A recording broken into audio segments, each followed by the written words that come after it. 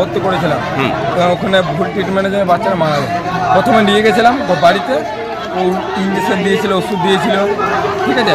তারপরে আবার যখন নেক্সট বার নিয়ে আসি, ওর বাচ্চাটা কিছুক্ষণ ভর্তি নিল, তো কিছুক্ষণ কনসিড করে ভাগনাটা আমার মারা যায়। কটার সময় মারা গেছে? মারা গেছে 6টা 15-20। তারপর কি হলো?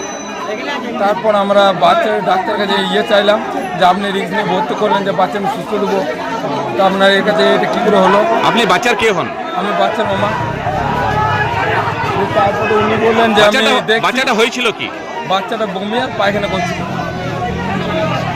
তোমার নাম কি? আমার নাম রাজু বাউরি।